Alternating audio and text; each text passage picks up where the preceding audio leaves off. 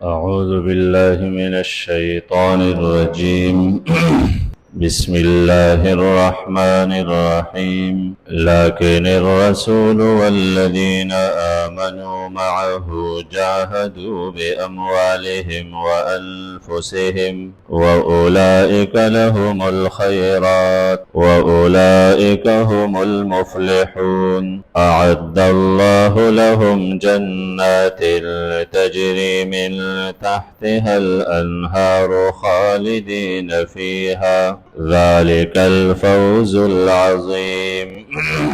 لیکن رسول اللہ صلی اللہ علیہ وسلم اور اس کے ساتھ ایمان والے صحابہ کرام، ان کی شان یہ ہے کہ اللہ کا پیغمبر اور پیغمبر کے ساتھ دینے والے صحابہ کرام وہ اپنے مال دولت کے ذریعے اور اپنے جان بدن کے ذریعے دین کے لیے جہاد کرتے ہیں، محنت کرتے ہیں۔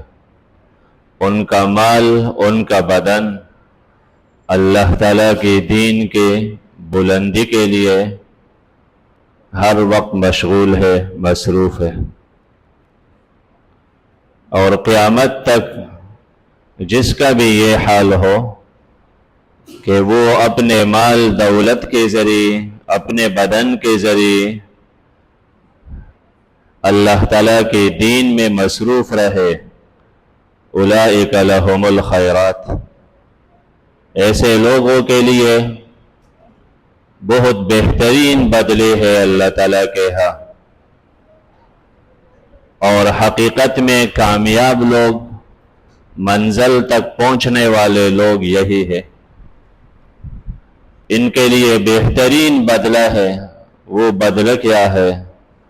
اللہ نے ان کے لیے باغات تیار کر کے رکھے، جن باغاتوں کے نیچے نہریں بہہ رہی ہوگی۔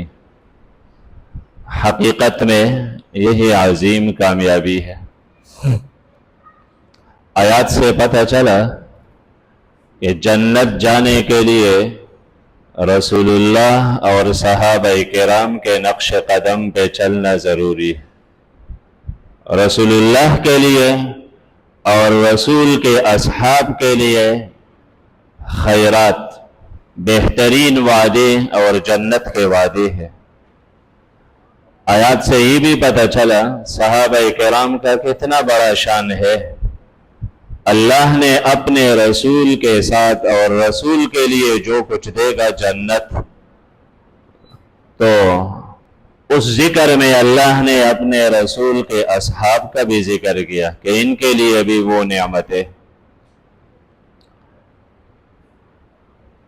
تو جنت جانے کے لیے پیغمبر اور پیغمبر کے صحابہ کرام کا راستہ متعین ہے۔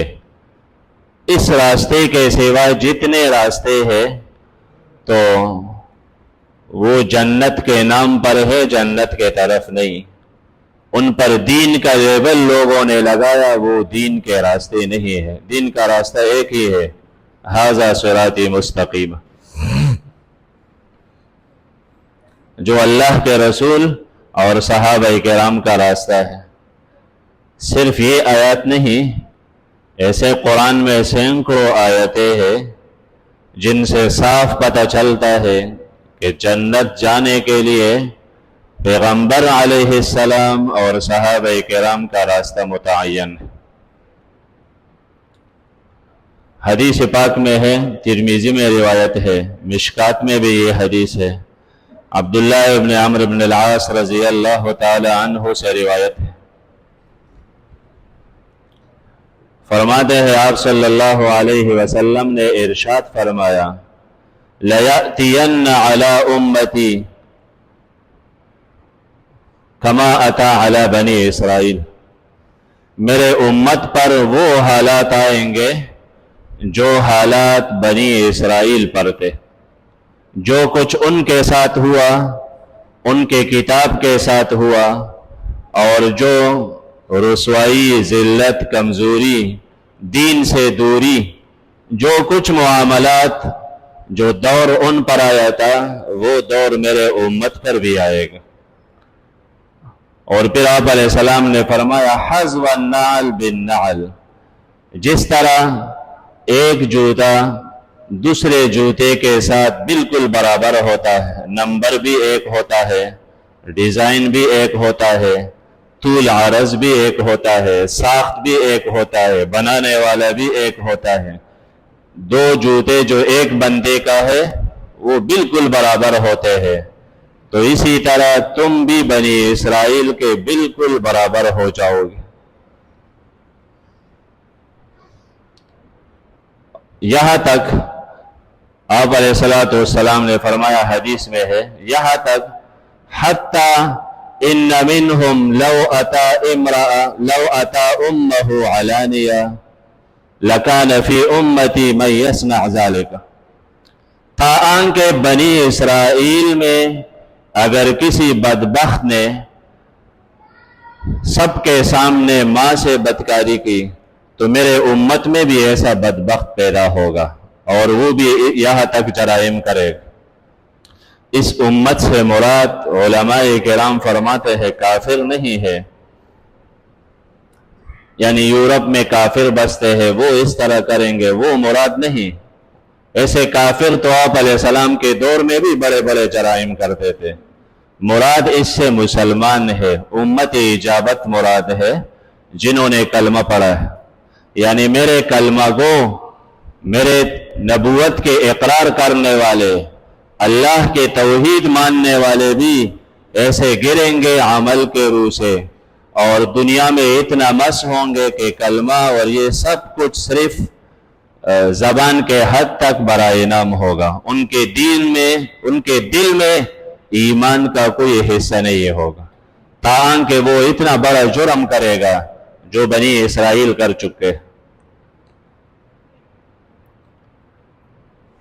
میں قرآن کریم میں اکثر پہلے جب یہ پڑھتا تھا کہ قرآن کے شروع سے لے کر آخر تک بنی اسرائیل کا ذکر، یعنی پہلے پارے سے یا بنی اسرائیل، تو کوئی پارہ ایسا نہیں جس میں بنی اسرائیل کا ذکر نہ ہو قرآن کریم میں، تاہم کہ آخری پارہ جب اختتام کو ہوتا ہے تو پھر بھی بنی اسرائیل کا ذکر، لم یکن الذین کفروا من اہل الکتاب۔ تو ہر پاری میں ایک بار دو بار نہیں، کئی مرتبہ تذکرہ ہے بنی اسرائیل کا۔ تو حیران تھا یہ اتنا زیادہ تذکرہ دوسرے اقوام کا نہیں اور بنی اسرائیل کا ہے، لیکن جب یہ حدیث نظر سے گزرے تو یقین آ گیا کہ ہمارے ساتھ بھی وہی ہونے والا ہے جو ان کے ساتھ ہوا تھا۔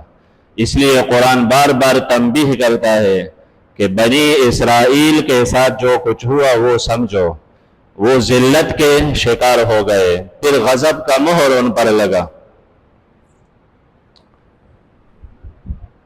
پھر آپ علیہ السلام نے حدیث کے آخر میں ارشاد فرمایا کہ ان بنی اسرائیل تفرقت علی 72 ملہ، بنی اسرائیل 172 بنی اسرائیل 72 فرقوں میں بٹ گئے تھے، اور یہ امت وتفترق امتی علی 73 ملہ، اور یہ امت یہ 73 فرقوں میں بٹ جائے گی، یعنی ان سے ایک قدم آگے نکلے گی۔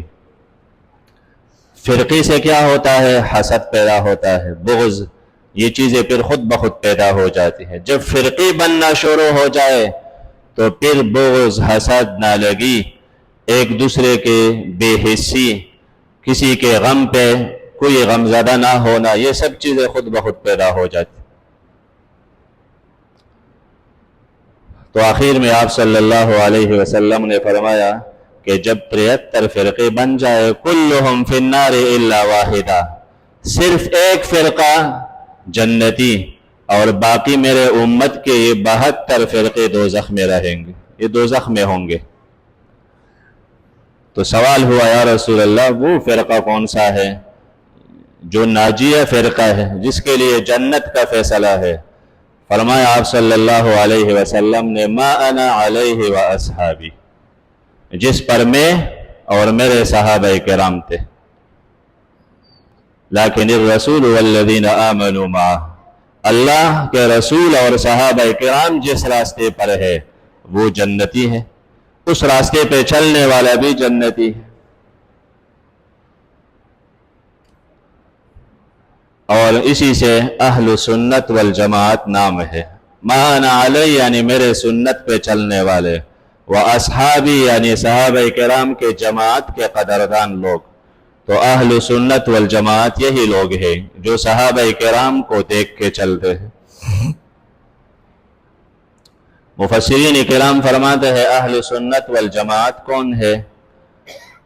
تو امام احمد بن حنبل رحمہ اللہ سے سوال ہوا، سئل عن الامام عن اہل السنت والجماعت، تو اس نے 7 تک نشانیاں بتائے۔ فرمایا ایک نشانی یہ ہے کہ ان تفضل الشیخین، کہ آپ ابو بکر اور عمر رضی اللہ عنہما کو ان دونوں کو آپ سب صحابہ سے بہتر سمجھے، ان کی فضیلت کا قائل ہونا وہ اہل سنت والجماعت کا بندہ۔ دوسرا وان تحب الختنین، کہ عثمان اور علی رضی اللہ عنہما سے محبت ہو۔ کچھ لوگ عثمان سے نفرت کرتے ہیں، کچھ علی سے، تو دونوں گمراہ ہے۔ تیسرا کہ وان تمسح علی الخفین، پاؤں میں موزے ہے تو پھر مسح کرنے کے قائل ہو آپ کے، مسح صحیح ہے۔ شیعہ روافض مسح نہیں کہ وہ خالی پاؤں پہ مسح کرتے ہیں، بغیر موزے کے ایسے ہی پاؤں پہ مسح کرتے ہیں۔ اور ان کی کتابوں میں یہ بھی ہے کہ اس بارے میں تقیہ ناجائز ہے، یعنی عام معاملات میں وہ تقیہ کو ثواب سمجھتا ہے، لیکن مسح علی الخفین میں صاف کہتے ہیں کہ ہم نہیں کریں گے۔ تو یہ ان کی واضح نشانی ہے۔ اور چوتھا فرمایا، چوتھی نشانی یہی ہے کہ وَأَن تَحِلَّ النَّبِيذ لِلتَّقَوِّ عَلَى طَاعَةِ اللَّهِ لَا لِلسَّكَرِ، کہ آپ نبیذ کہ کھجور جس پانی میں ڈالا جائے اور وہ میٹھا ہو تو وہ طاعت الہی کے لیے برائے تقویت جائز سمجھے۔ تو بہت سے اہل سنت والجماعت سے خارج لوگ جائز نہیں سمجھتے، کچھ سمجھتے ہیں تو نشے کے لیے استعمال کرتے۔ اور پانچواں یہ ہے ان تؤمن باللہ، ان تؤمن بالقدر خیرہ و شرہ من اللہ تعالی، کہ آپ کا ایمان ہو کہ خیر و شر کے جو کچھ ہو رہا ہے میرے رب کے علم میں ہے، اس کا تقدیر پہلے سے طے ہے، کائنات کا کوئی ذرہ تقدیر سے باہر نہیں، تو تقدیر کا منکر وہ اہل سنت والجماعت سے خارج۔ اور آخر میں فرمایا کہ وَأَلَّا تُكَفِّرَ أَحَدًا بِذَنبٍ، کہ کسی مسلمان کو گناہ کی وجہ سے کافر نہ کہو۔ کوئی گناہ کرے اور یکدم اسے کافر کہے تو گناہ کے سبب کسی کو کافر مت قرار دو۔ عقیدہ برا ہے، کفر کا ہے، یا عمل ایسا ہے کہ وہ کفر کا ہے، قرآن کریم کی توہین، بے عزتی، تو ایسا وہ عمل الگ چیز ہے۔ اور فرمایا اللہ تعالیٰ کے بارے میں کہ وَأَلَّا تَكَلَّمَ فِي صِفَاتِهِ بِشَيْءٍ، اپنے طرف سے اللہ کی صفات میں کچھ نہ کہے، قرآن و حدیث میں جو کچھ ہے وہی ہے، یہ ایک الگ تفصیلی مسئلہ ہے۔ آخر میں یہ ہے کہ اہل سنت والجماعت کی نشانی ہے کہ اللہ یقول فی الصحابہ الا بخیر، جب بھی زبان سے کچھ نکالے گا صحابہ کرام کے بارے میں تو خیر اور صفت نکلے گا۔ جو کسی صحابی کی برائی کرتا ہے وہ اس فرقے میں نہیں جس کے لیے جنت کا فیصلہ۔ ایمان کے حفاظت ضروری ہے، تو یہ 10 محرم کو، 9 کو اور ان دنوں میں جو کچھ ہو رہا ہے یا جتنے غلط فرقے کرتے ہیں، یہ دین نہیں ہے، دین کے نام پر دھوکہ ہے۔ دین کا لیبل ایک غلط چیز پر لگا کے اگر یہ دین ہوتا تو اللہ کے حبیب اس طرح کرتے، صحابہ کرام اس طرح کرتے، تو یہ دین نہیں ہے۔ بیچارے وَيَحْسَبُونَ أَنَّهُمْ مُهْتَدُونَ، وہ اس کو ثواب اور دین سمجھتے ہیں، حقیقت میں اس کا دین سے کوئی تعلق نہیں، یہ بے دینی ہے۔ تو ان سے احتراز ضروری ہے۔ احتراز معنی ایسے مجالس میں شرکت یہ حرام ہے، اور موبائل پر ایسے مجالس کا سننا حرام ہے، یہ کانوں میں ضرور اثر کرتا ہے۔ آپ کو یہ غلط بات ابھی سنیں تو ابھی نہیں تو 10 سال بعد ضرور وہ بات دوبارہ شیطان آپ کے ذہن میں لے آئے گا کہ انہوں نے صحیح کہا تھا، یہ غلط باتیں ہے ہی اس لیے لِتَصْغَى إِلَيْهِ أَفْئِدَةُ الَّذِينَ لَا يُؤْمِنُونَ بِالْآخِرَةِ، جو آخرت کے بارے میں محتاط نہیں وہ سب کچھ سنتے ہیں، غلط بھی سنتے ہیں، پرواہی نہیں۔ جو آخرت کے بارے میں محتاط ہوتے ہیں وہ زخرف القول، دین کے نام پر غلط باتوں کے طرف کان نہیں لگاتے، وہ احتیاط کرتے ہیں کہیں میرا ایمان بگڑنے چاہے۔